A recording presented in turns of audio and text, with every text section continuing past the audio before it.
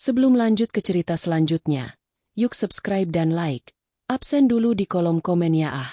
Suara ketukan palu hakim agaknya masih terngiang di telinga Hanum.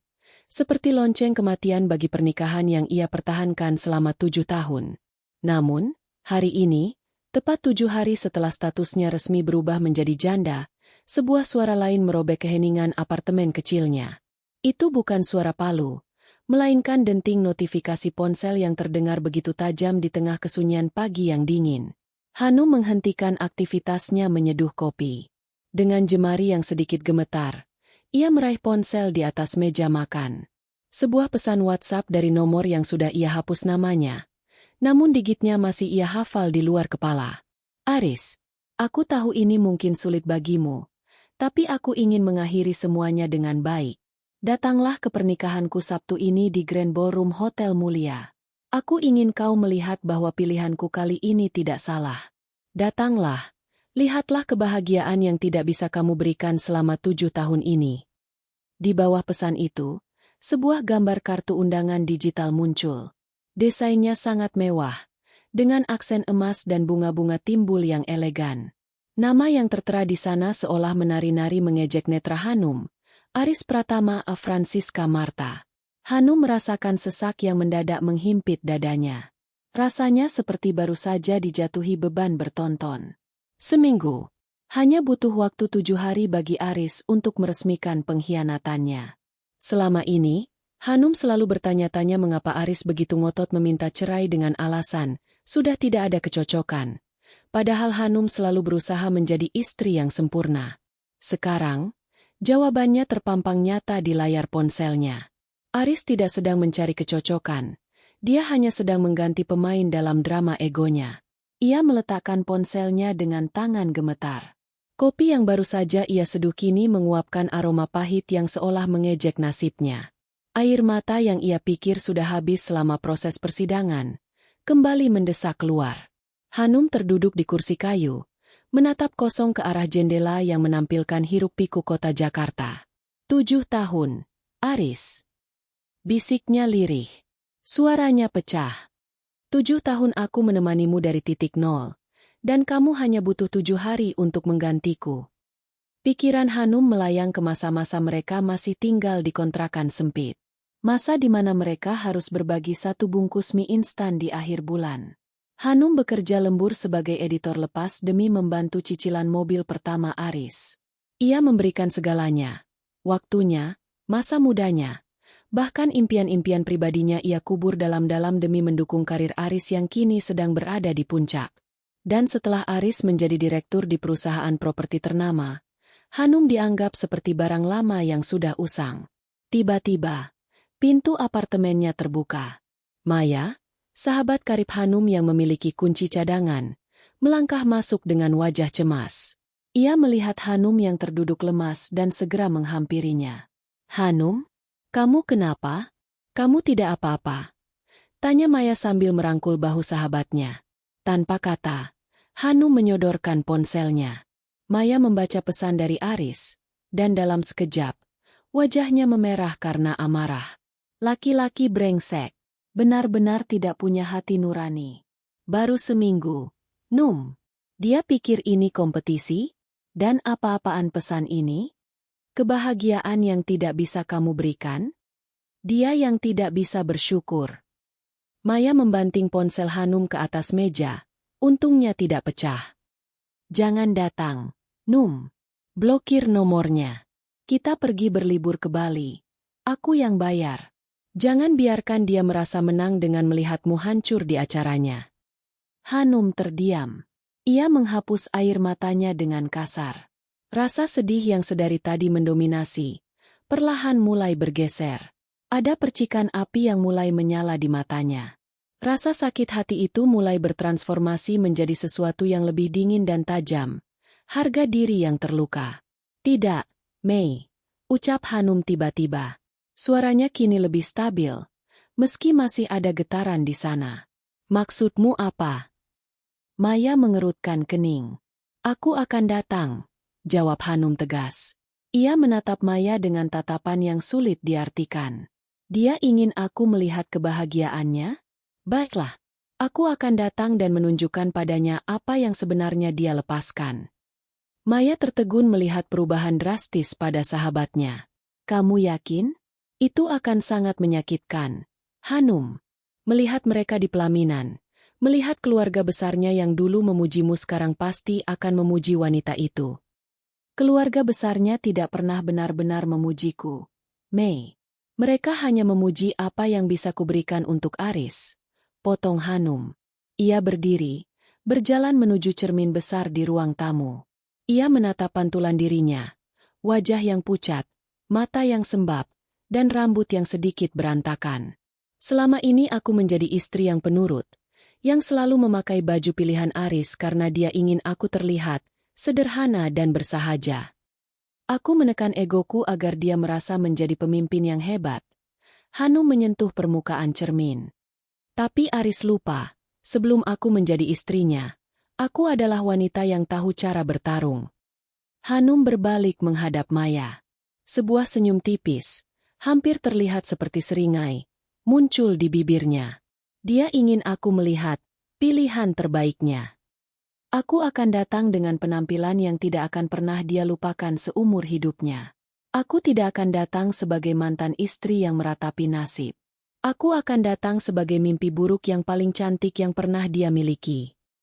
Maya terdiam sejenak. Lalu perlahan senyum mulai terkembang di wajahnya. Ia tahu Hanum tidak sedang main-main. Jadi, kita akan melakukan ini? Operasi pembalasan dendam elegan? Bukan pembalasan dendam, Mei. Koreksi Hanum sambil berjalan menuju lemari pakaiannya. Ini adalah upacara pemakaman. Pemakaman untuk cintaku yang bodoh pada pria itu. Dan di pemakaman, orang-orang biasanya memakai pakaian terbaik mereka, bukan? Hanum menarik keluar sebuah kotak dari bagian paling bawah lemarinya. Di dalamnya terdapat katalog perhiasan dan beberapa kartu nama butik kelas atas yang selama ini ia abaikan karena Aris selalu menganggapnya terlalu mewah.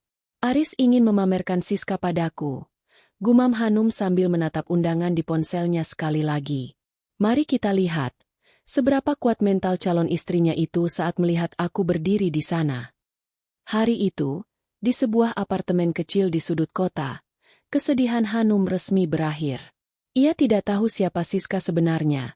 Ia bahkan belum pernah melihat wajah wanita itu secara langsung karena Aris menyembunyikannya dengan sangat rapi selama ini. Namun, satu hal yang pasti, Hanum tidak akan membiarkan Aris memenangkan babak ini dengan mudah. Pertempuran sesungguhnya baru saja dimulai, dan undangan di tangan Hanum adalah tiket masuk menuju sebuah pertunjukan yang tidak akan pernah disangka oleh siapapun, terutama oleh Aris. 3 hari menjelang hari pernikahan itu, apartemen Hanum tidak lagi terasa seperti tempat persembunyian seorang janda yang patah hati. Ruangan itu kini menyerupai markas besar sebuah operasi militer yang sangat rapi. Maya, yang bekerja di industri public relations, mengambil peran sebagai direktur kreatif untuk penampilan Hanum. Mereka berdua sepakat, Hanum tidak boleh terlihat seperti seseorang yang baru saja kehilangan.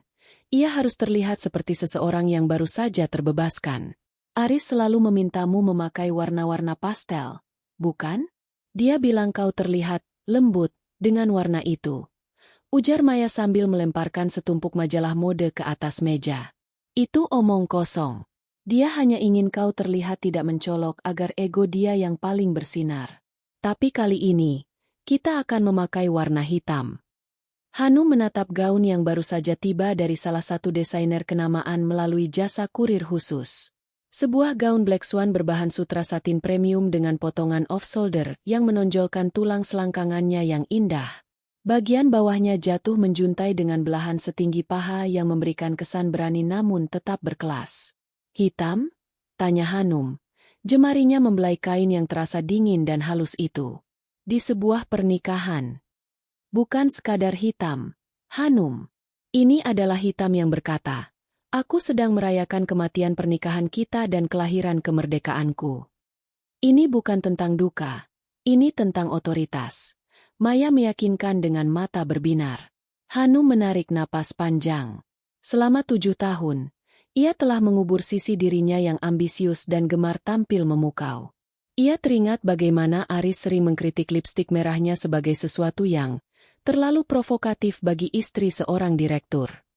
Aris ingin Hanum menjadi bayangan yang tenang di latar belakang. Hari ini, Hanum memutuskan bahwa bayangan itu akan menelan cahayanya sendiri. Pagi harinya, Hanum memulai transformasinya. Ia mengunjungi klinik kecantikan paling eksklusif di Jakarta Selatan. Selama 6 jam, ia memanjakan kulitnya dengan perawatan emas. Menata rambutnya yang semula panjang membosankan menjadi potongan bob asimetris yang tajam dan modern. Rambut hitam legamnya kini tampak berkilau sehat, membingkai wajahnya yang mulai kembali memiliki rona kehidupan. Sambil menunggu rambutnya selesai ditata, Hanum membuka laptopnya. Ia bukan sekadar wanita yang dandan. Ia adalah seorang wanita yang pernah bekerja sebagai analis data sebelum mengabdikan diri menjadi ibu rumah tangga penuh waktu atas permintaan Aris.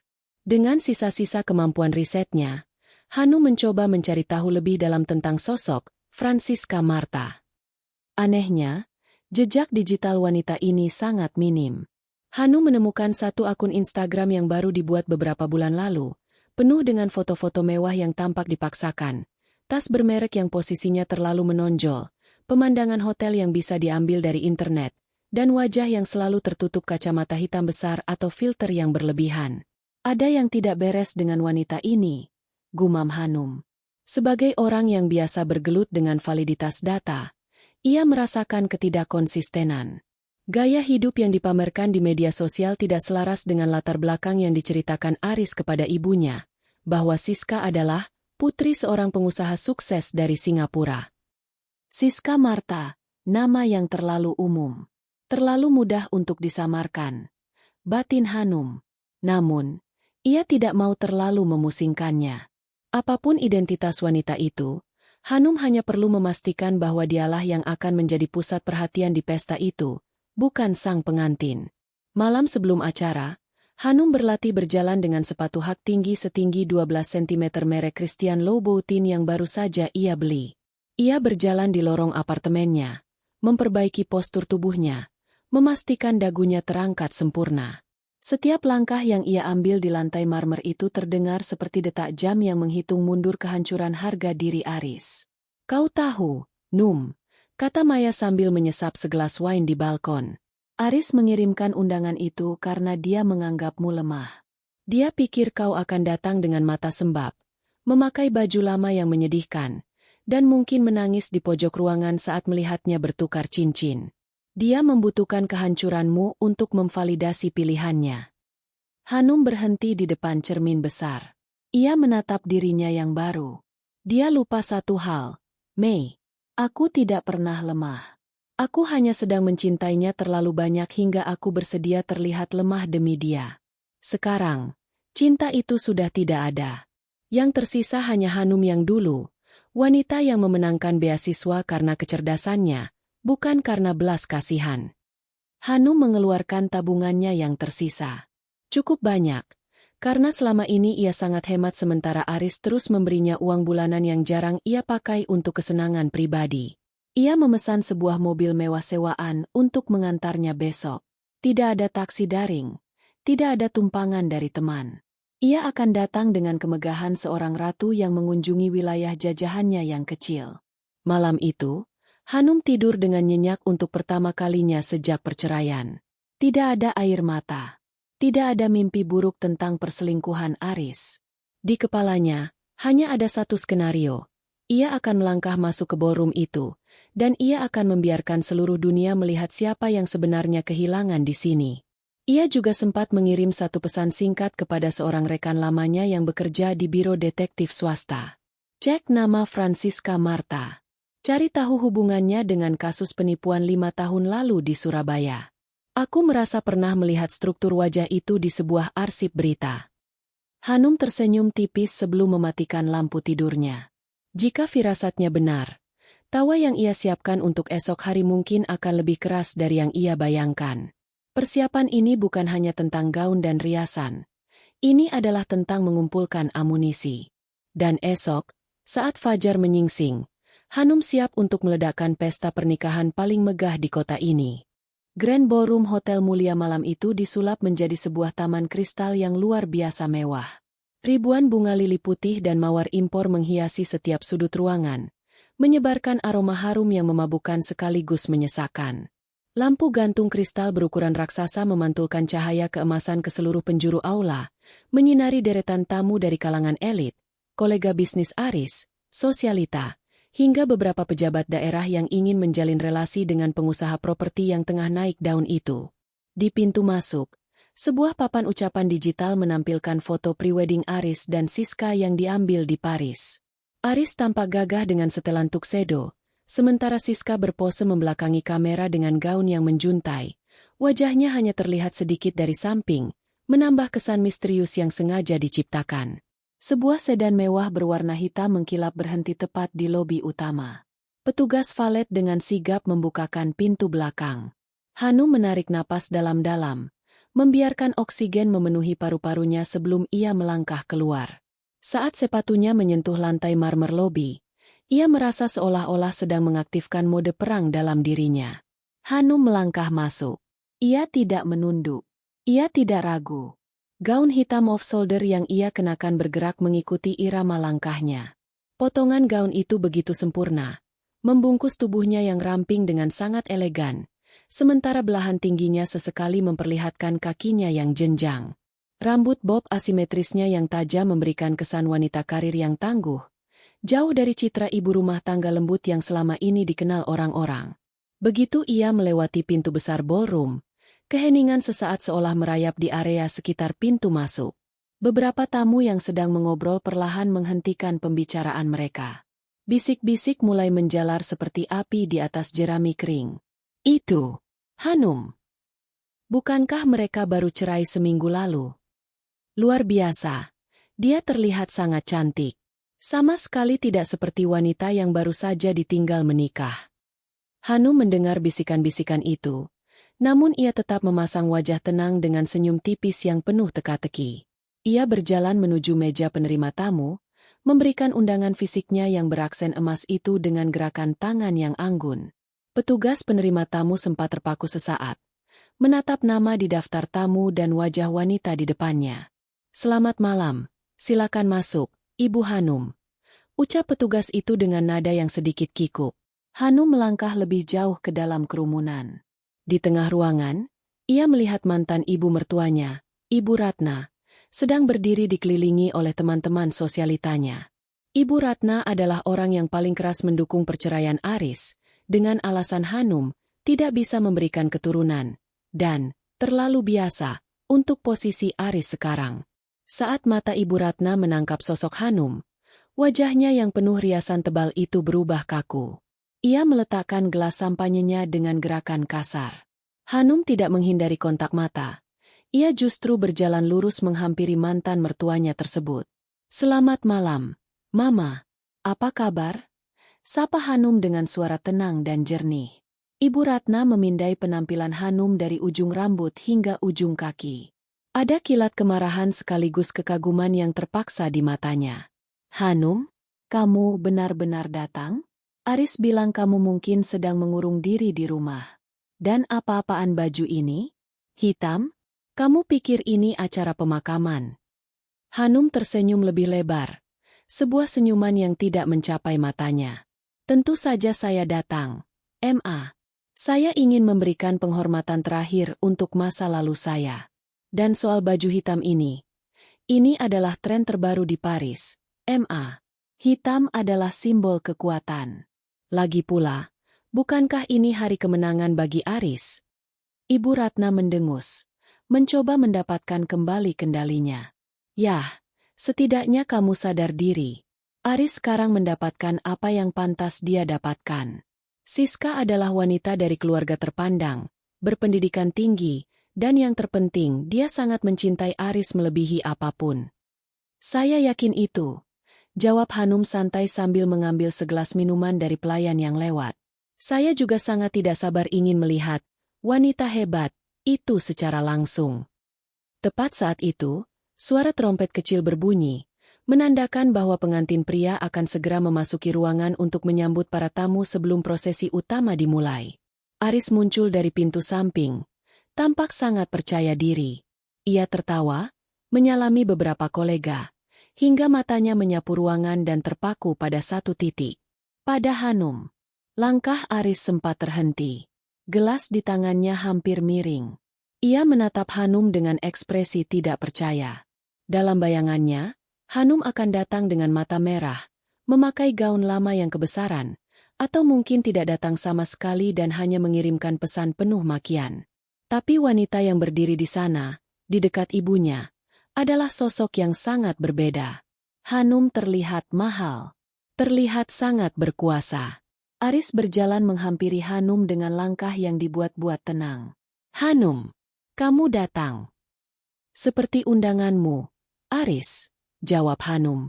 Ia menatap mantan suaminya itu tanpa ada lagi rasa rindu, melainkan rasa kasihan yang mendalam. "Pesta yang luar biasa. Sangat loh. Kamu pasti menghabiskan banyak uang untuk ini, ya? Bahkan mungkin menggunakan dana cadangan perusahaan." Wajah Aris sedikit berubah mendengar sindiran halus itu. "Itu bukan urusanmu lagi. Aku hanya ingin kamu melihat bahwa aku bisa hidup jauh lebih baik tanpamu." "Di mana Siska?" Aris menoleh ke arah asistennya. "Katakan pada Siska untuk segera bersiap. Aku ingin mengenalkannya pada tamu spesial kita." Aris kembali menatap Hanum dengan tatapan meremehkan. "Siska adalah segalanya yang tidak ada padamu, Hanum. Dia berkelas, dia cerdas, dan dia memiliki koneksi yang akan membuat karierku melesat. Saat kamu melihatnya nanti, kamu akan mengerti kenapa aku tidak bisa menahannya lebih lama lagi." Hanum hanya menyesap minumannya. Matanya menatap tajam ke arah panggung pelaminan yang masih kosong. "Aku sudah sangat tidak sabar, Aris. Sungguh, aku merasa ada sesuatu yang sangat menarik yang akan terjadi malam ini." Aris mengerutkan kening, merasa ada yang aneh dengan ketenangan Hanum. Namun, sebelum ia bisa membalas, pembawa acara mengumumkan bahwa pengantin wanita akan segera memasuki ruangan. Lampu-lampu utama mulai redup, menyisakan lampu sorot yang mengarah ke pintu besar di ujung karpet merah. Jantung Hanum berdegup sedikit lebih kencang. Bukan karena cemburu, melainkan karena antisipasi. Pesan dari detektif pribadinya tadi sore terus terngiang di kepalanya. "Hanum, hati-hati. Wanita itu punya banyak nama alias. Jika benar dia orang yang kita cari, Aris bukan sedang menikah, dia sedang menyerahkan lehernya ke Algojo." Hanum berdiri tegak, menyesuaikan posisi gaun hitamnya, dan bersiap untuk menyaksikan pertunjukan yang sebenarnya dimulai. Suara string kuartet yang semula memainkan musik klasik lembut tiba-tiba berganti menjadi dentuman musik orkestra yang megah dan teatrikal. Lampu kristal di langit-langit ballroom meredup hingga menyisakan kegelapan yang dramatis, sebelum satu lampu sorot, spotlight, putih terang menghantam pintu besar di ujung karpet merah. Seluruh tamu undangan serentak menahan napas, memutar tubuh mereka ke arah pintu, menciptakan koridor manusia yang penuh rasa penasaran. Aris berdiri di tengah ruangan, tepat di ujung karpet merah, dengan dagu terangkat tinggi.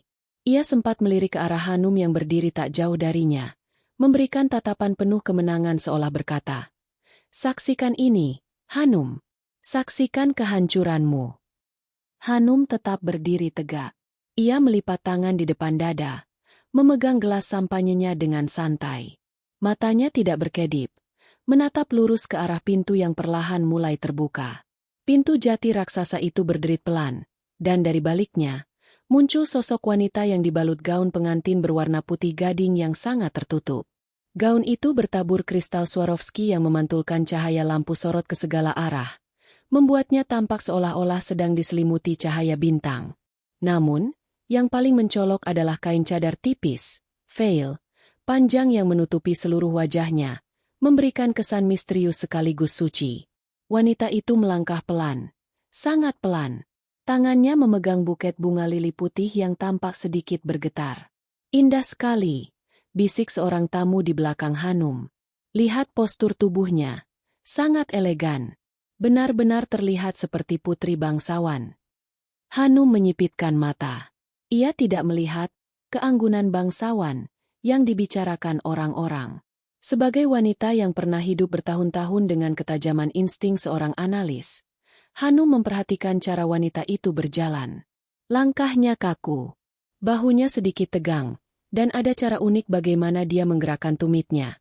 Seperti seseorang yang belum terbiasa dengan sepatu hak tinggi semahal itu, atau mungkin seseorang yang sedang menyembunyikan kegelisahan luar biasa. Saat wanita itu melewati Hanum, aroma parfum yang sangat menyengat tercium. Itu bukan aroma parfum Niche yang biasa dipakai sosialita kelas atas yang cenderung lembut dan berkelas. Ini adalah aroma parfum desainer yang sangat populer di pasar gelap. Aroma yang kuat dan mendominasi untuk menutupi sesuatu. Hanum merasakan getaran aneh di perutnya. Ia merasa mengenal gestur itu. Ia merasa pernah melihat cara pundak itu bergerak saat pemiliknya merasa terpojok. Aris melangkah maju, menjulurkan tangannya untuk menyambut sang pengantin. Saat jemari mereka bersentuhan, Aris mencium punggung tangan wanita itu dengan penuh pengabdian. Di bawah lampu sorot, Aris berbisik cukup keras hingga terdengar oleh orang-orang di baris depan. "Kamu cantik sekali, Siska. Akhirnya, kamu milikku sepenuhnya." Wanita itu hanya menunduk, tidak mengeluarkan sepatah kata pun. "Kenapa dia diam saja?" Bisik Maya yang tiba-tiba sudah berada di samping Hanum, menyikut lengannya. Dan cadar itu tebal sekali. Apa dia sedang menyembunyikan jerawat karena stres pernikahan? Atau dia memang ingin terlihat seperti pengantin dari Timur Tengah? Hanum tidak menjawab. Ia sedang fokus pada detail yang lebih kecil. Ia melihat pergelangan tangan wanita itu saat ia mengangkat buket bunga. Ada sebuah bekas luka kecil, hampir tidak terlihat, di dekat nadi kiri, bekas luka berbentuk huruf V yang samar. Ingatan Hanum berputar cepat seperti roll film yang diputar paksa. Bekas luka itu. Bau parfum itu. Cara dia menumpu berat badan pada kaki kanan. Tidak mungkin, batin Hanum.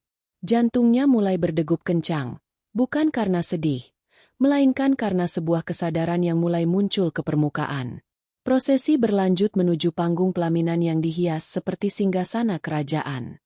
Aris membimbing Siska menaiki anak tangga satu persatu. Di atas sana, sudah menunggu seorang penghulu dan beberapa saksi untuk prosesi simbolis, karena secara hukum mereka diklaim sudah menikah siri seminggu sebelumnya, dan hari ini adalah perayaan besar sekaligus pengumuman resmi. Ibu Aris, Ibu Ratna, tampak menyeka air mata haru di barisan depan. Ia merasa misinya untuk membuang Hanum dan mendapatkan menantu berkualitas telah berhasil sepenuhnya. Tuan-tuan dan nyonya-nyonya, suara pembawa acara menggema. Inilah saat yang kita nantikan. Sebagai simbol dimulainya lembaran baru, kami persilakan mempelai pria untuk membuka cadar mempelai wanita dan menunjukkan kepada dunia cahaya kebahagiaan Aris Pratama. Lampu ruangan perlahan mulai dinyalakan kembali, namun fokus utama tetap pada dua orang di atas panggung. Aris berbalik menghadap istrinya. Tangannya gemetar karena rasa bangga yang meluap-luap. Ia meraih pinggiran kain veil putih itu. Hanum maju beberapa langkah, menerobos kerumunan hingga ia berada di posisi yang sangat dekat dengan panggung. Ia ingin melihat wajah itu. Ia harus memastikan satu hal. Maya mencoba menahan Hanum. "Num, kamu mau kemana? Jangan melakukan hal konyol di depan semua orang." Tapi Hanum tidak peduli. Ia hanya ingin memastikan apakah dugaannya benar. Jika benar wanita di balik cadar itu adalah orang yang ia pikirkan, maka pernikahan ini bukan hanya sebuah kesalahan, melainkan sebuah lelucon terbesar dalam sejarah keluarga Pratama. Aris mulai mengangkat cadar itu secara perlahan. Inci demi inci wajah pengantin wanita mulai terlihat. Mulai dari dagu yang lancip dengan polesan lipstik merah menyala, kemudian hidung yang terlihat sangat sempurna, mungkin hasil operasi plastik terbaru, dan akhirnya, mata yang dilapisi bulu mata palsu yang sangat lentur. Saat kain itu benar-benar tersingkap dan jatuh ke bahu sang pengantin, wajah itu terpampang nyata di bawah ribuan watt lampu kristal. Wanita itu tersenyum malu-malu, menatap Aris dengan tatapan yang dibuat-buat manja. Keheningan melanda ruangan selama beberapa detik saat para tamu mengagumi kecantikannya. Namun, di tengah keheningan itu, tiba-tiba terdengar suara tawa yang kecil, yang kemudian tumbuh menjadi tawa yang keras dan tak terkendali. Semua orang menoleh. Aris menoleh dengan wajah merah padam karena merasa terhina. Ibu Ratna melotot tajam. Itu adalah Hanum. Hanum tertawa hingga bahunya berguncang. Ia sampai harus memegang perutnya karena rasa geli yang luar biasa. Air mata keluar dari sudut matanya, bukan karena sedih, tapi karena ia baru saja menyaksikan sebuah komedi satir yang paling lucu seumur hidupnya. "Hanum, jaga sopan santunmu," teriak Aris dari atas panggung. "Apa yang lucu? Kamu sudah gila." Hanum mencoba berhenti, tapi setiap kali ia melihat wajah Siska, tawa itu meledak lagi. Ia menunjuk ke arah pelaminan dengan jari gemetar. "Aris! Oh, Tuhan, Aris!" Hanum terengah-engah di sela tawanya. "Aku pikir kamu mencari berlian. Tapi ternyata kamu hanya memungut sampah yang dulu aku buang dari gudang belakang." Seluruh ruangan gempar. Wajah Siska, yang semula tampak anggun, tiba-tiba berubah pucat pasi. Matanya yang besar kini membelalak ketakutan saat menatap Hanum. Tawa Hanum menggema di seluruh penjuru ballroom, memantul pada dinding-dinding marmer dan membuat suasana yang semula sakral berubah menjadi canggung dan mencekam. Ini bukan tawa histeris seorang wanita yang patah hati. Ini adalah tawa murni dari seseorang yang baru saja menemukan lelucon paling konyol di dunia. Beberapa tamu undangan saling berbisik, mengira Hanum benar-benar kehilangan akal sehatnya akibat tekanan batin.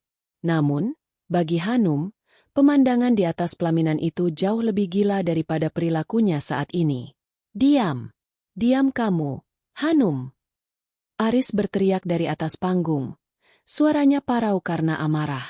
Ia melangkah maju ke tepi pelaminan, menudingkan telunjuknya ke arah mantan istrinya. "Keamanan! Kenapa kalian membiarkan wanita gila ini tetap di sini?" Seret dia keluar. Dua petugas keamanan berseragam gelap mulai mendekat.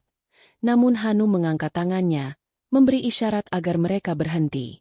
Ia menyeka air mata yang keluar karena terlalu banyak tertawa, lalu menarik napas panjang untuk menenangkan diri, meski bahunya masih sesekali berguncang. Tunggu sebentar," ujar Hanum. Suaranya kini terdengar jelas dan lantang melalui keheningan yang tegang. "Jangan seret aku dulu. Kalian seharusnya lebih khawatir pada pengantin wanita yang tampak seperti ingin pingsan itu." Pandangan semua orang serentak beralih kepada Siska. Wanita yang tadinya berdiri tegak dengan keanggunan palsu itu kini tampak gemetar.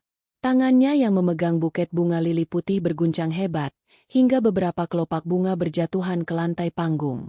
Wajahnya yang semula cantik berkat riasan tebal kini terlihat pucat pasi, seperti mayat yang dipakaikan bedak.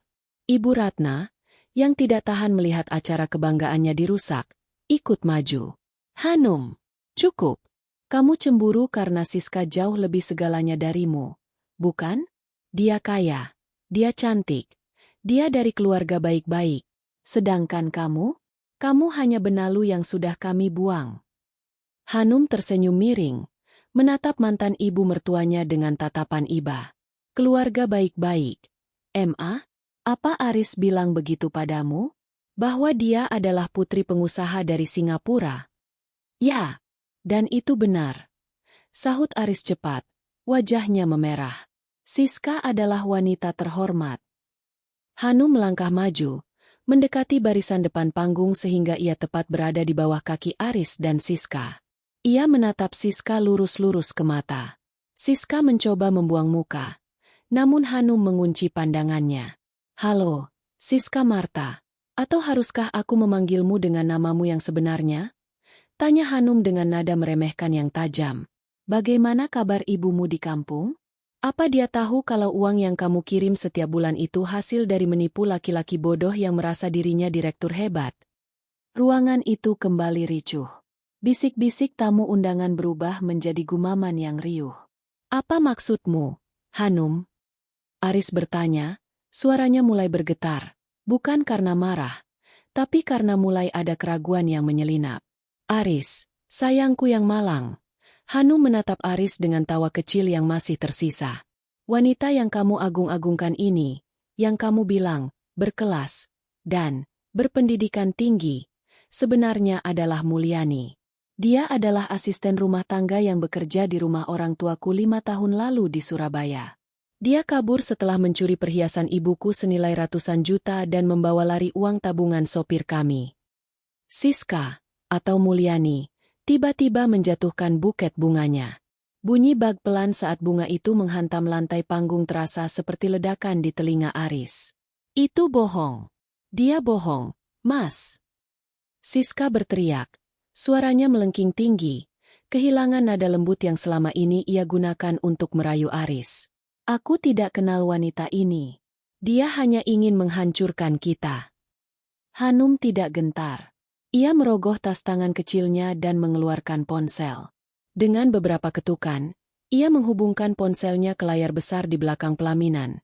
Layar yang tadinya menampilkan foto-foto romantis Aris dan Siska. Karena Hanum adalah mantan istri direktur, ia tahu kode akses sistem multimedia hotel itu dari draft teknis acara yang sempat ia lihat dulu. Sebuah foto muncul di layar besar. Bukan foto Paris, melainkan foto buram dari kamera CCTV dan sebuah clipping berita koran lama dari Surabaya. Di sana terpampang wajah yang sangat mirip dengan Siska, namun tanpa riasan berlebihan dan operasi plastik di hidung. Judul beritanya, Buronan Kasus Penipuan Investasi Bodong dan Pencurian Domestik, Mulyani alias Siska. Lihat bekas luka di pergelangan tangan kirinya, Aris. Hanum menunjuk ke arah tangan Siska yang kini mencoba disembunyikannya di balik gaun. Bekas luka berbentuk V. Itu didapatnya saat mencoba memanjat pagar berduri rumah orang tuaku saat ia kabur. Kamu bilang dia lulusan universitas di Singapura? Coba tanya padanya. Apakah dia bisa menyebutkan satu saja nama jalan di dekat kampus yang dia klaim itu? Aris menoleh ke arah istrinya. Ia melihat Siska yang kini berkeringat dingin. Napasnya tersengal-sengal. Siska, katakan padaku ini tidak benar. Katakan padaku kamu punya dokumen aslinya. Dia punya dokumen, Aris. Dokumen palsu yang sangat rapi. Potong Hanum. Dia juga menggunakan uangmu, uang yang seharusnya menjadi hak Gonogini kita, untuk mengubah wajahnya di Thailand agar tidak mudah dikenali polisi. Tapi dia lupa satu hal. Bau parfum murahnya dan cara jalannya yang pincang sebelah saat memakai hak tinggi tidak bisa disembunyikan dariku. Hanum berjalan memutari panggung, menatap para tamu yang kini memandang Aris dengan tatapan merendahkan. Selamat, Aris. Ucap Hanum sambil bertepuk tangan pelan. Kamu menceraikan istri yang menemanimu dari nol, hanya untuk menikahi seorang buronan yang sebentar lagi akan membawamu ikut terseret ke penjara karena kasus pencucian uang. Bagaimana rasanya mencicipi kebahagiaan yang tidak bisa kuberikan ini? Aris terjatuh terduduk di kursi pelaminannya. Wajahnya yang tadi penuh kemenangan kini hancur total. Di sampingnya, Siska mulai menangis histeris, namun bukan tangis penyesalan, melainkan tangis seorang predator yang tahu bahwa mangsanya telah lepas dan perangkapnya telah terbongkar. Hanum kembali tertawa. Namun kali ini tawanya terdengar dingin dan mematikan. Acara ini benar-benar luar biasa. Aris, ini adalah komedi terbaik tahun ini. Kekacauan yang meledak di Grand Ballroom Hotel Mulia bukan lagi sekadar drama keluarga. Itu telah berubah menjadi tontonan kriminal yang disiarkan langsung oleh puluhan kamera ponsel tamu undangan. Aris masih terduduk kaku di kursi pelaminannya yang megah, menatap layar besar di belakangnya dengan mata yang seolah ingin melompat keluar. Gambar clipping berita itu. Wajah Mulyani yang tampak lebih muda, lebih kasar, namun tak terbantahkan, adalah bukti yang menghantam logikanya hingga hancur berkeping-keping. Kak, Mulyani, siapa kamu sebenarnya? Suara Aris bergetar, nyaris tidak terdengar di tengah kegaduhan. Siska, atau kini lebih tepat disebut Mulyani, mencoba melakukan langkah terakhirnya. Ia meraih lengan Aris dengan kuku-kuku panjangnya yang dicat cantik.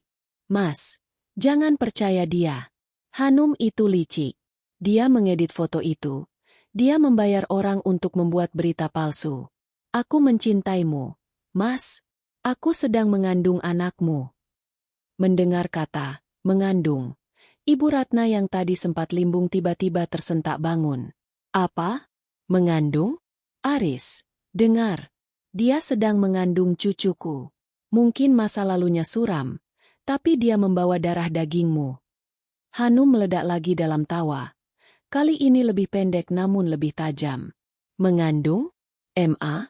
Wanita ini sudah menjalani prosedur sterilisasi permanen setelah melahirkan anak dari suami sirinya yang pertama di penjara 5 tahun lalu. Itu ada di dalam berkas medis yang saya dapatkan dari detektif saya sore tadi.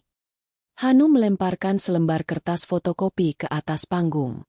Kertas itu mendarat tepat di kaki Aris. Dia tidak mengandung anakmu, Aris. Dia hanya mengandung rencana untuk menguras sisa asetmu. Coba periksa tas kerjanya di ruang rias pengantin. Aku berani bertaruh paspormu, sertifikat rumah yang baru kamu balik nama atas namanya, dan semua perhiasan mas kawin sudah ada di sana, siap untuk dibawa kabur setelah pesta ini selesai. Siska melepaskan tangan Aris. Wajahnya yang semula memelas berubah drastis dalam hitungan detik. Garis-garis wajah yang tadinya lembut berubah menjadi keras dan penuh kebencian. Ia menyadari bahwa sandiwaranya sudah tamat. Hanum telah melakukan riset yang jauh lebih dalam daripada yang bisa ia bayangkan. "Sialan kamu, Hanum!" teriak Siska. Suaranya kini kasar, sangat jauh dari suara lembut nan manja yang selama ini membuat Aris bertekuk lutut. "Apa urusanmu? Kamu sudah dicerai. Kamu sudah dibuang. Kenapa harus menghancurkan jalanku?" Pengakuan itu seperti petir yang menyambar Aris. Jadi benar? Semuanya bohong? Investasi di Singapura itu? Proyek properti keluargamu? Semuanya. Siska berdiri tegak, membuang buket bunganya dengan kasar. Investasi apa? Proyek apa? Kamu saja yang terlalu haus akan kekuasaan sampai mudah percaya pada janji-janji manis. Kamu itu bodoh, Aris. Kamu pikir wanita secantik aku mau dengan pria sombong dan membosankan sepertimu kalau bukan karena uangmu? Seluruh tamu undangan berseru kaget. Ibu Ratna menutup mulutnya. Wajahnya berubah pucat pasi, lalu benar-benar pingsan di pelukan teman-temannya. Aris merasa dunianya runtuh. Ia menatap ke sekeliling ruangan. Para kolega bisnisnya, yang tadi menjabat tangannya dengan hormat, kini menatapnya dengan pandangan jijik dan tawa ejekan. Reputasinya yang ia bangun dengan susah payah selama bertahun-tahun, hancur dalam satu malam karena satu wanita yang ia anggap bidadari. "Aku memberikan segalanya padamu," gumam Aris dengan nada hancur. "Aku menceraikan Hanum, aku mengabaikan nasihat teman-temanku, aku memberikan rumah ibuku sebagai jaminan. Dan kamu akan kehilangan itu semua," sahut Hanum dingin. "Tahukah kamu, Aris? Selama ini aku diam bukan karena aku tidak tahu kamu selingkuh. Aku diam karena aku sedang mengumpulkan bukti bahwa kamu menggunakan dana operasional perusahaan untuk membelikan wanita ini apartemen mewah. Sekarang, pemilik perusahaanmu ada di sini, bukan?" Hanum menunjuk ke arah seorang pria tua berwibawa yang berdiri di barisan tengah.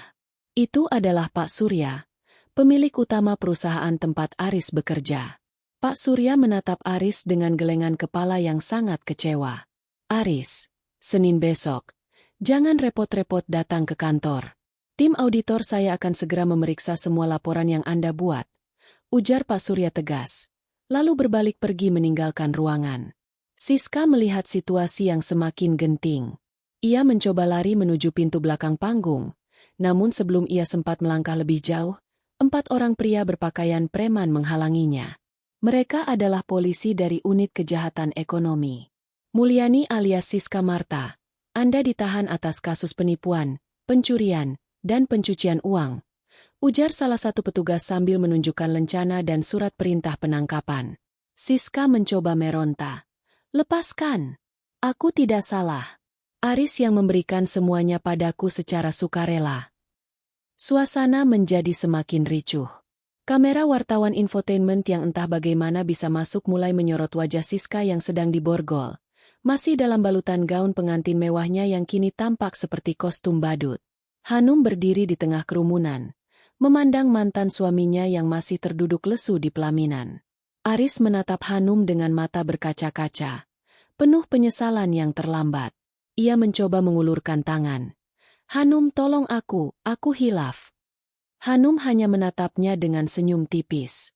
Ia merapikan gaun hitamnya, memutar tubuhnya, dan berjalan membelakangi pelaminan itu. "Selamat menikmati sisa malammu, Aris." ucap Hanum tanpa menoleh lagi. Dan jangan khawatir, aku sudah membayar biaya sewa ballroom ini untuk 1 jam tambahan.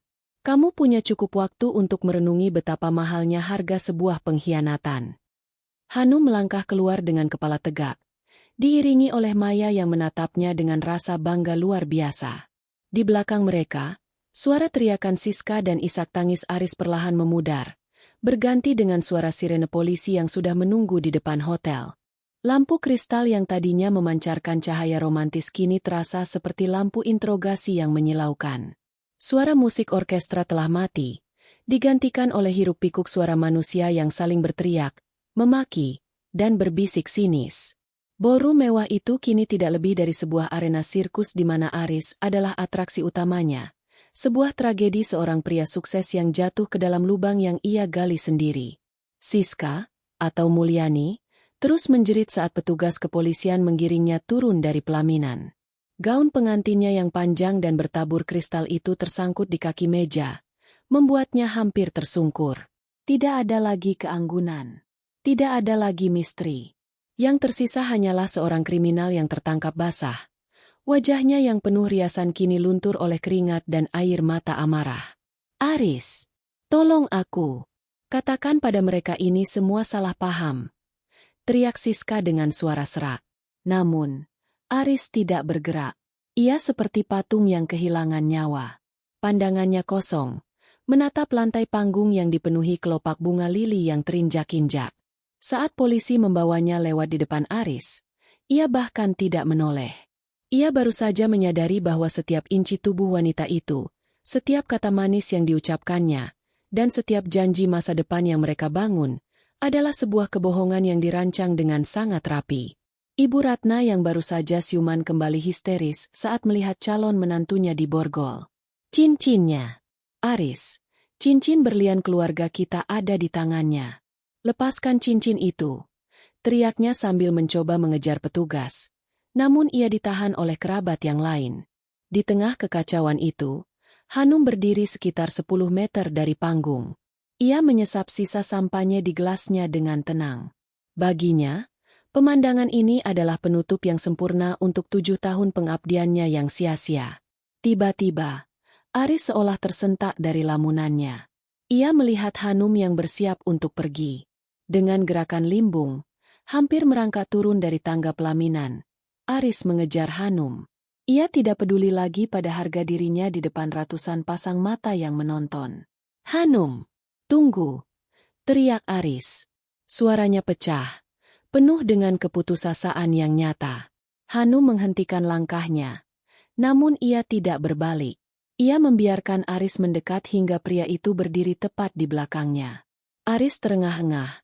Aroma parfum mahalnya kini bercampur dengan bau keringat dingin. Hanum, aku minta maaf. Ucap Aris pelan. Suaranya gemetar. Aku tidak tahu. Aku benar-benar tidak tahu dia siapa. Dia menjebakku. Hanum. Dia memanfaatkan kesendirianku saat kita sedang bermasalah. Hanum perlahan membalikkan tubuhnya. Ia menatap Aris dari balik bulu matanya yang lentur. Kesendirianmu? Aris, kita bermasalah karena kamu yang memulainya. Kamu yang mencari celah untuk keluar dari rumah kita karena kamu merasa aku tidak lagi cukup untuk status sosialmu yang baru. Aku hilaf. Hanum, tolong, demi hubungan kita yang 7 tahun itu. Aris mencoba meraih tangan Hanum. Namun Hanum dengan cepat menarik tangannya menjauh. Bantu aku bicara dengan Pak Surya. Katakan padanya bahwa ini semua pengaruh Siska. Aku bisa mengembalikan uang perusahaan. Aku akan menjual aset-asetku. Uang perusahaan. Hanum tersenyum pahit. Aris, kamu memberikan seluruh aset pribadimu sebagai jaminan untuk investasi fiktif wanita itu di Singapura, bukan? Rumah ibumu, apartemen kita yang lama, bahkan tabungan masa tua yang dulu kita kumpulkan bersama, semuanya sudah berpindah tangan atas nama Siska Marta 2 hari lalu. Aris terbelalak. Bagaimana kamu tahu?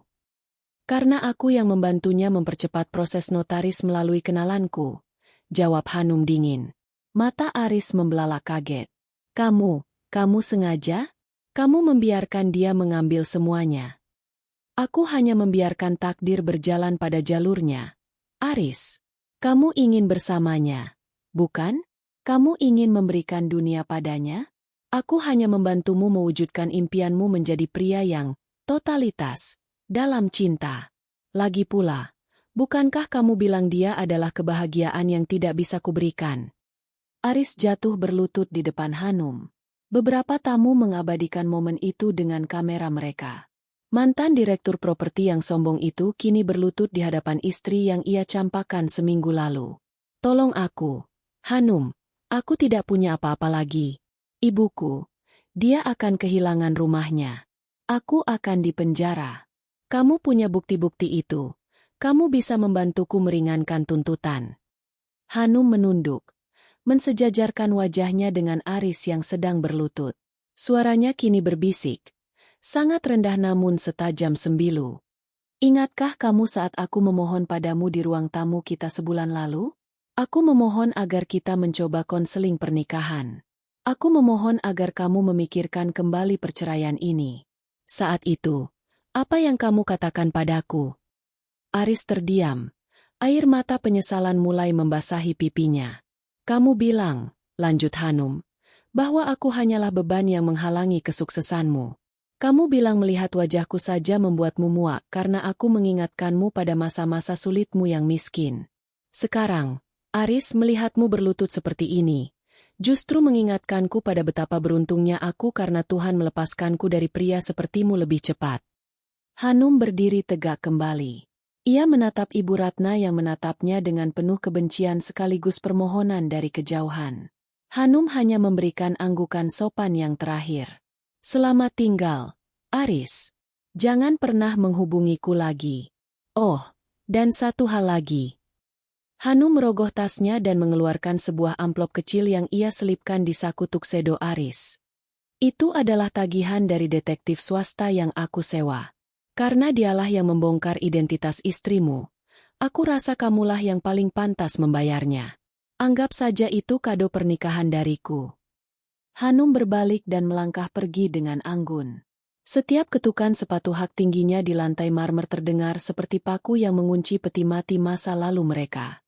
Maya segera merangkul lengan Hanum saat mereka mencapai pintu keluar. Di belakang mereka, Aris menjerit frustrasi, memukul lantai marmer dengan tangannya hingga berdarah. Sementara petugas hotel mulai membubarkan para tamu yang masih betah menonton drama gratis tersebut.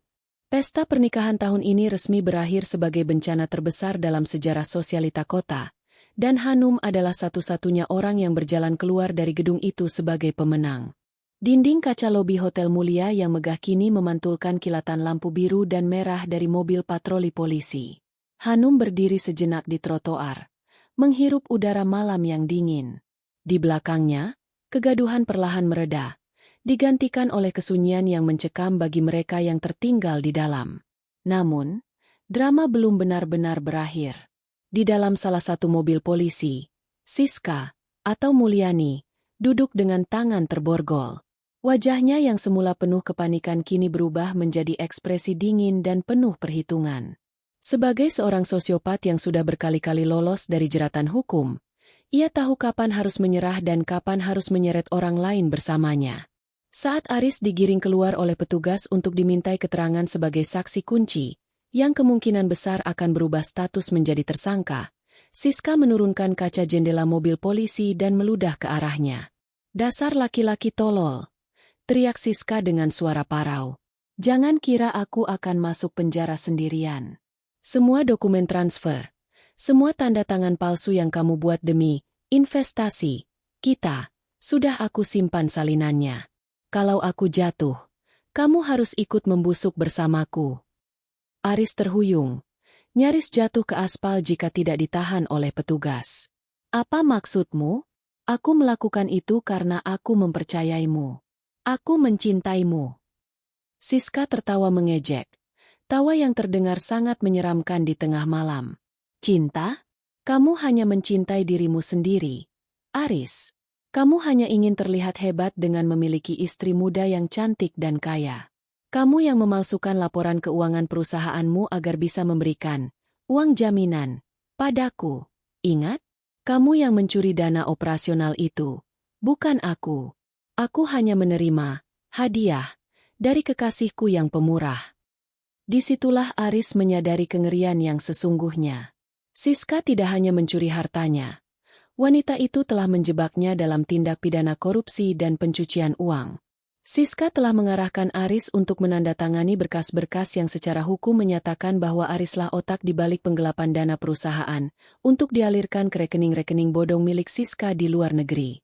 Sementara itu, Hanum duduk di dalam mobil sewaannya bersama Maya. Ponselnya bergetar. Sebuah pesan masuk dari detektif pribadinya, lengkap dengan lampiran dokumen digital. Hanum, ini adalah kartu as terakhir. Siska memiliki akun rahasia yang ia gunakan untuk menampung aset dari para korbannya. Dan tebak apa? Nama Aris tercatat sebagai direktur utama di perusahaan cangkang tersebut. Jika Aris tidak bisa membuktikan dia dijebak, dia akan menghadapi tuntutan minimal 15 tahun penjara. Hanum menatap layar ponsel itu dengan tatapan kosong. Tidak ada rasa senang yang meluap-luap melihat mantan suaminya hancur sedalam itu. Yang ada hanyalah rasa lega yang hambar. Kau oke? Tanya Maya lembut, melihat sahabatnya yang terdiam cukup lama. Aku hanya berpikir, jawab Hanum pelan. Bagaimana bisa seseorang yang dulu sangat aku kenal, seseorang yang dulu menangis karena tidak sanggup membelikanku makan malam saat ulang tahun, berubah menjadi monster yang begitu buta karena gengsi. Gengsi adalah narkoba yang paling mematikan, Num. Sahut Maya sambil mulai menjalankan mobil.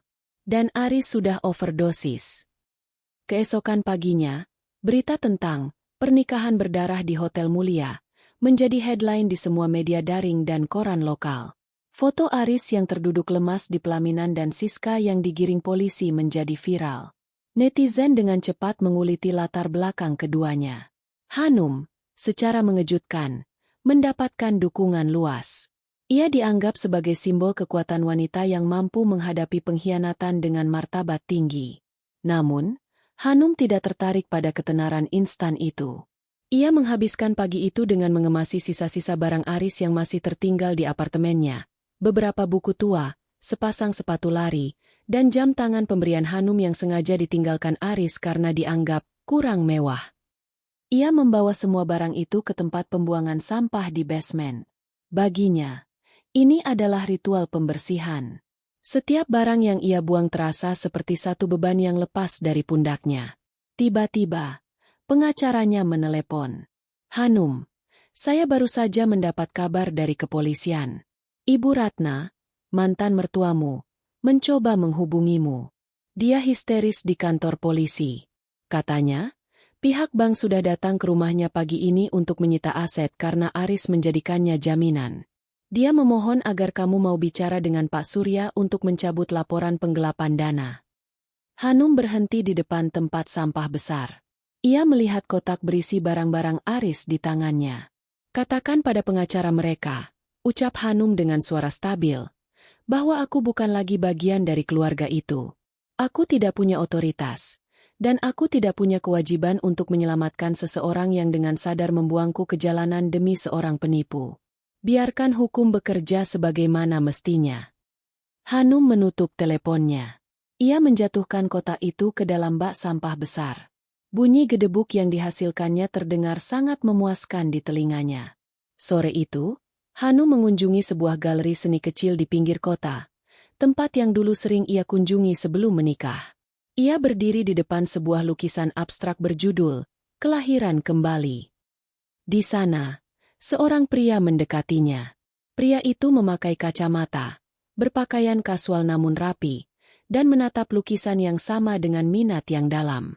Terkadang, kita harus terbakar habis dulu untuk bisa bangkit kembali dengan warna yang lebih indah, bukan? Tanya pria itu tanpa menoleh. Hanum menoleh sedikit, tersenyum tipis.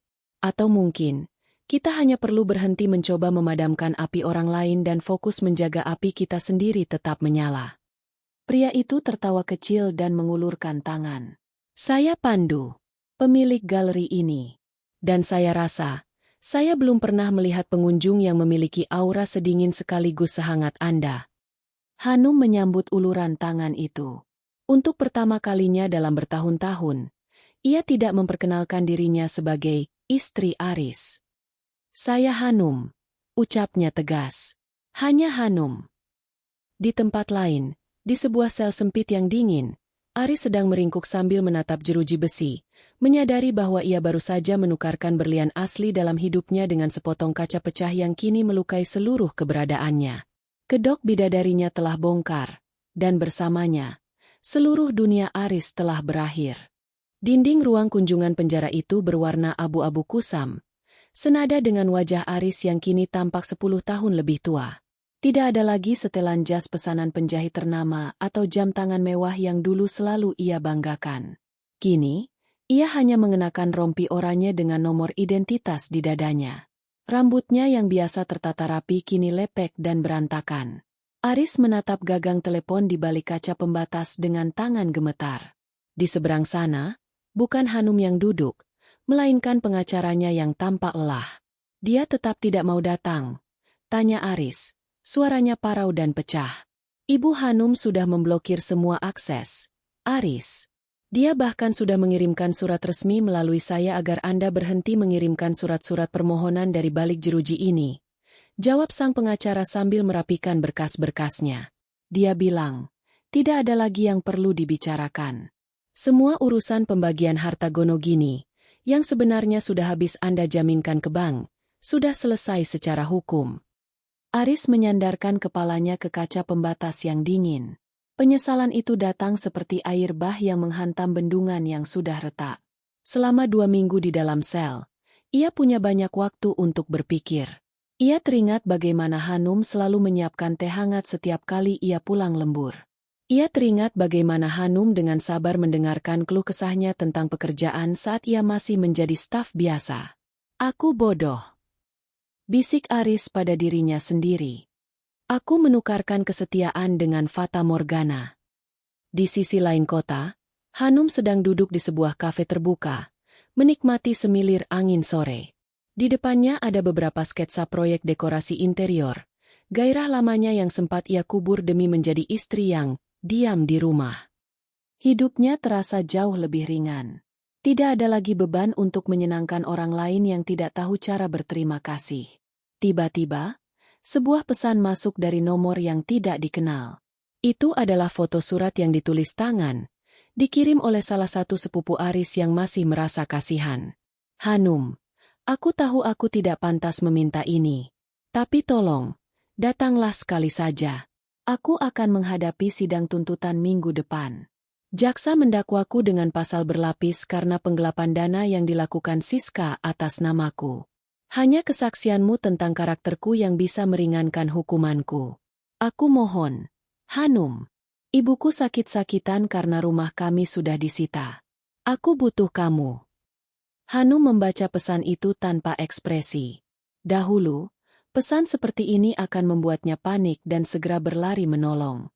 Namun kini, ia hanya melihatnya sebagai bentuk manipulasi emosional yang lain. Aris tidak sedang menyesal karena telah menyakitinya. Aris menyesal karena dia tertangkap dan menderita. "Masih mencoba menarikmu kembali ke lubang yang sama?" tanya Pandu, pemilik galeri yang kini menjadi teman diskusi Hanum, sambil meletakkan secangkir kopi di meja. Hanum menunjukkan layar ponselnya. Dia meminta kesaksian karakter. Dia ingin aku berbohong pada dunia bahwa dia adalah pria baik yang hanya tersesat. Pandu duduk di hadapannya, menatap Hanum dengan dewasa. "Dan apa yang akan kamu lakukan?" "Karakter seseorang tidak ditentukan saat segalanya berjalan baik, Pandu," jawab Hanum tenang. "Karakter seseorang terlihat saat dia memiliki kekuasaan dan pilihan. Aris memilih untuk berkhianat saat dia merasa di atas angin. Itulah karakternya yang asli. Kesialannya saat ini hanyalah konsekuensi, bukan perubahan karakter." Hanum kemudian mengetik balasan singkat kepada sepupu Aris. "Katakan pada Aris, aku akan memberikan kesaksian jika jaksa memanggilku. Tapi katakan padanya, aku akan memberikan kesaksian yang sejujur-jujurnya, termasuk bagaimana dia dengan sadar memalsukan dokumen demi wanita itu. Jangan pernah hubungi aku lagi." Setelah mengirim pesan itu, Hanum merasa sebuah ikatan terakhir dalam hatinya putus. Tidak ada lagi rasa benci yang membara. Yang tersisa hanyalah kekosongan yang damai. Sementara itu, di penjara, Aris menerima pesan balasan tersebut melalui sepupunya saat jam kunjungan berikutnya. Harapan kecil yang ia bangun langsung hancur. Ia menyadari bahwa Hanum yang sekarang bukan lagi Hanum yang bisa ia luluhkan dengan air mata buaya. Aris kembali ke selnya dengan langkah gontai. Di dalam sel yang sempit itu, ia harus berbagi ruang dengan narapidana lain yang tidak segan-segan merundungnya karena ia dianggap sebagai koruptor amatir. Setiap malam, ia terbangun karena mimpi buruk tentang pesta pernikahan itu, tentang tawa Hanum yang menggema dan wajah Siska yang berubah menjadi monster. Ia tersiksa oleh bayang-bayang masa lalunya sendiri. Ia teringat saat ia mengusir Hanum dari rumah mereka, melemparkan koper Hanum ke teras dan berkata bahwa Hanum adalah pembawa sial bagi karirnya. Kini, tanpa Hanum, karirnya bukan hanya hancur, tapi ia juga kehilangan kebebasannya. Penyesalan Aris adalah penyesalan yang paling pahit, karena itu adalah penyesalan yang terlambat. Ia memiliki segalanya dan membuangnya demi sesuatu yang palsu. Sekarang, ia harus membayar harga dari kesombongannya dengan sisa masa mudanya di balik terali besi. Hanum menutup bukunya dan berdiri. Ia melihat matahari terbenam dengan warna jingga yang mempesona. Ia tidak lagi menoleh ke belakang. Baginya, Aris adalah bab lama yang sudah selesai dibaca dan sudah waktunya buku itu diletakkan kembali di rak paling belakang. Ayo, ajak Hanum pada Pandu. Aku ingin melihat pameran lukisan baru di galerimu. Aku dengar ada koleksi tentang kebebasan. Pandu tersenyum dan membukakan pintu untuknya. Tentu. Hanum, aku rasa kamu akan sangat menyukai koleksi itu. Kamu adalah personifikasi dari tema tersebut. Malam itu, Hanum tidur dengan sangat nyenyak. Di kejauhan, sirene mobil polisi terdengar lamat-lamat. Namun suara itu tak lagi membuatnya merasa terancam. Ia telah memenangkan perangnya sendiri, bukan dengan membalas dendam secara fisik, melainkan dengan membiarkan kehidupan memberikan pelajaran yang paling adil bagi mereka yang bermain api. 1 tahun telah berlalu sejak malam yang mengguncang jagat sosialita di Grand Ballroom Hotel Mulia. Bagi publik, kejadian itu sudah menjadi arsip gosip lama yang sesekali dibahas saat membicarakan kasus penipuan spektakuler. Namun bagi Hanum, 1 tahun ini adalah perjalanan konstruksi ulang jiwa yang paling bermakna dalam hidupnya. Pagi itu, Hanum berdiri di tengah sebuah ruangan luas dengan jendela-jendela besar yang menghadap langsung ke taman kota. Ruangan itu adalah kantor barunya, Hanum Design Studio. Bukan lagi sekadar editor lepas atau ibu rumah tangga yang tersembunyi. Hanum kini dikenal sebagai desainer interior yang sedang naik daun karena pendekatannya yang personal dan elegan. Warna sage dan aksen kayu oak ini akan memberikan kesan tenang, persis seperti yang Anda inginkan untuk ruang meditasi ini. Ucap Hanum kepada salah satu kliennya melalui panggilan video. Suaranya terdengar penuh percaya diri, tanpa ada sisa-sisa keraguan yang dulu sering menghantuinya saat masih bersama Aris. Setelah menutup panggilan, Maya masuk ruangannya sambil membawa buket bunga matahari kecil dan 2 gelas kopi. Selamat atas proyek hotel barunya, Nyonya Direktur. Seru Maya dengan ceria. Siapa sangka, wanita yang setahun lalu menangis di apartemen sempit sekarang menjadi rebutan pengembang properti kelas atas. Hanum tertawa, sebuah tawa yang kini terdengar ringan dan tulus. Aku hanya melakukan apa yang seharusnya kulakukan sejak dulu, Mei. Berhenti membangun mimpi orang lain dan mulai membangun mimpiku sendiri. Omong-omong, nada suara Maya sedikit berubah, lebih pelan. Aku baru saja membaca berita pagi ini. Aris sudah menerima vonis finalnya setelah bandingnya ditolak. 10 tahun penjara atas kasus penggelapan dan pencucian uang. Dan Siska, maksudku Mulyani, dia mendapat 12 tahun karena ternyata dia terlibat jaringan penipuan lintas provinsi. Hanum hanya mengangguk pelan. Kabar itu tidak lagi memicu debar jantung atau amarah. Baginya, Aris dan Siska hanyalah karakter dalam sebuah buku yang sudah lama ia tutup. Ibu Ratna? Tanya Hanum singkat. Kabarnya dia sekarang tinggal di rumah kecil di pinggiran kota, hidup dari sisa pensiunan almarhum suaminya. Semua kemewahan yang dulu dia banggakan sudah disita negara. Jawab Maya. Dia sempat mencoba mencarimu bulan lalu, Tapi resepsionis kita langsung menolaknya sesuai instruksimu. Hanum menyesap kopinya. Bagus. Aku tidak membenci mereka, Mei. Tapi aku juga tidak punya ruang lagi untuk drama yang mereka bawa. Aku sudah memaafkan diriku sendiri karena pernah mencintai orang yang salah, dan itu sudah cukup. Sore harinya, Hanum memiliki janji temu di galeri seni milik Pandu. Bukan untuk urusan bisnis, melainkan untuk sebuah pembukaan pameran amal bagi anak-anak korban kekerasan dalam rumah tangga. Hanum kini aktif menjadi donatur dan mentor bagi wanita-wanita yang kehilangan kepercayaan diri pasca perceraian. Saat ia tiba di galeri, Pandu sudah menunggunya di depan pintu. Pria itu tampak tidak banyak berubah, tetap dengan aura tenang yang selalu berhasil membuat Hanum merasa nyaman. Selama setahun ini, Pandu adalah sosok yang sabar mendampingi Hanum, bukan sebagai pengganti yang terburu-buru, melainkan sebagai sahabat yang menghargai ruang tumbuh Hanum. Kamu datang tepat waktu, ujar Pandu sambil tersenyum hangat.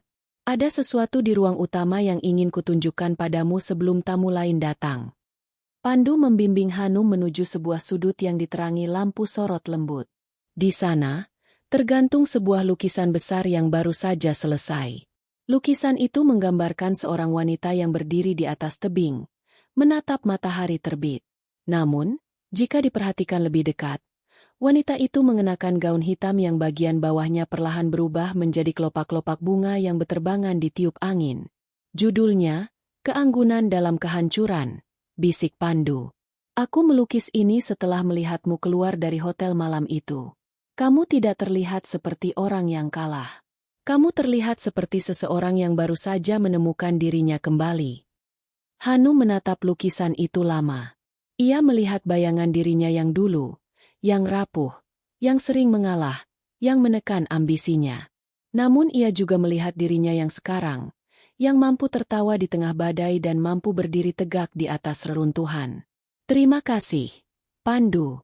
Ini indah sekali, ucap Hanum tulus. Malam itu, pameran berlangsung meriah. Hanum memberikan pidato singkat yang menginspirasi banyak orang. Ia berbicara tentang bagaimana sebuah akhir seringkali hanyalah awal yang menyamar. Ia tidak lagi dikenal sebagai mantan istri Aris Pratama, melainkan sebagai Hanum, seorang wanita mandiri yang sukses dengan usahanya sendiri. Saat acara berakhir, Hanum berjalan menuju mobilnya. Ia sempat berhenti sejenak, menatap langit malam Jakarta yang penuh cahaya. Ia teringat undangan pernikahan berdarah setahun lalu.